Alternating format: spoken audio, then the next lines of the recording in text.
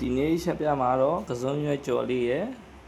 ဆိုစက်သားကြောက်လေးရယ်ပေါ့နော်စက်သား60ဆက်လေးပေါ့နော်ပထမဆုံးကစုံရွက်တွေကိုကစုံရွက်ရယ်စူပုတ်ရွက်ရယ်ကျက်သွန်ဒီကျက်သွန်ပြူရတာဆုံးပေါ့နော်ပြင်ဆင်ထားလေးပါပြီးတော့တယ်မီတဲမယ်စီပူးလိုက်ဆိုတော့ကျွန်တော်တို့ကျက်သွန်ဒီကျက်သွန်ပြူလေးထည့်ပြီးတော့စီတက်ပါမယ်နော်ကျက်သွန်ဒီကျက်သွန်ပြူလေးကိုညှိုးသွားတဲ့ဒီစီတက်ပေးပါမယ်နော်ကျက်သွန်ပြူနံလေးမွေးလာတဲ့ဒီစီတက်ပေးပါမယ်ပြီးတော့ကျွန်တော်တို့ကစုံရွက်စူပုတ်ရွက်ပိန်ပေါက်တို့ဘာတို့အကုန်လုံးတစ်ခါတည်းထည့်ကြော်ပေးပါမယ်နော်ဆိုရဆိုရင်စိမ့်စိမ့်လေးကြော်မှာစားလို့ကောင်းတာပါနော်ပိန်ပေါက်လေးထည့်မယ်ပြီးတော့ကျွန်တော်တို့ရတာမုံလေးထည့်မယ်ပေါ့နော်ရောသမမွေအောင်မွေပါမယ်ရောသမမွေပြီးဆိုတော့ကျွန်တော်တို့ရတာမုံစားချက်သားမုံညှို့မုံလေးနည်းနည်းပေါ့နော်အကုန်လုံးထည့်ပြီးတော့ကြော်ပေးပါမယ်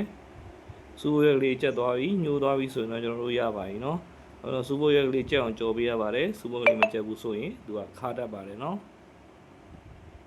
စူးပုတ်ရွက်လေးညှိုးသွားတဲ့အထိနေစီကြံရီကြံလေးပေါ့နော်တအားကြီးရေလည်းမထွက်ဘူးပေါ့နော်အခုလိုနေထားလေးကြော်ပေးရပါတိတ်ပြီးတော့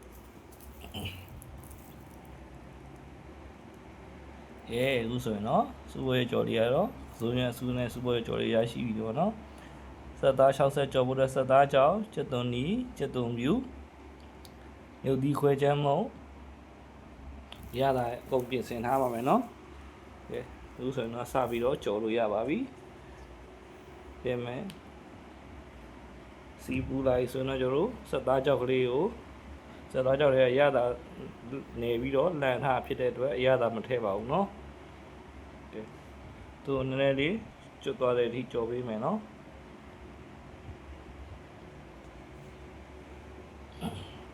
စက်သားကြောက်ကလေးကတော့မြန်မာပြည်ကနေပြီးတော့စားစီခြင်းလို့လက်ဆောင်ပေးတာလေးဖြစ်ပါတယ်အခုလိုမျိုးနေထားလေးရပြီဆိုရင်တော့ကျွန်တော်တို့ရပါပြီเนาะအကုန်လုံးဆယ်ထားပြီးတော့စနုံးမုံလေးထည့်ပါမယ်စနုံးထုတ်ပြီးတော့ကျက်သွန်လေးလီတာလေးကျက်သွန်ပြီးလီတာလေးကိုကြော်ပေးပါမယ်เนาะကျက်သွန်စားကျက်သွန်လေးကျက်သွန်ပြူလေးကျက်သွန်နီလေးမှုေးလာပြီးရဲလာတဲ့ဒီတော့ကျက်သွန်ကျော်တော့60ဆိုတော့ကျွတ်နေအောင်ကြော်ပါဖြစ်တဲ့အတွက်စားထည့်ပေးပါတယ်เนาะစားရတာမို့အကုန်လုံးပေါ့เนาะကျက်သားမို့အကုန်ထည့်ပြီးတော့ကြော်ပေးပါတယ်ကျက်သွန်ဒီကျက်သွန်ပြူကျွန်တော်ရဲလာတဲ့ဒီကြော်ပေးရမှာဖြစ်ပါတယ်အားမလည်းကျက်သွန်ပြူကျက်သွန်နီကျွန်တော်ကျွတ်ကျွတ်လေးဖြစ်မှာပေါ့เนาะ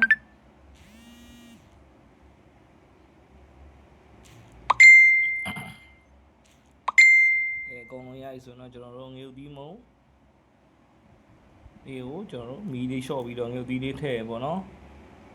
ငရုတ်သီးလေးထည့်တယ်ပြီးတော့ကျွန်တော်တို့အကုန်လုံးစက်သားကြောက်လေးကြော်ထားလေးရောပြီးတော့အကုန်လုံးရောသမမွေပေးပါရနော်အခုဆိုတော့စားခြင်းစရာ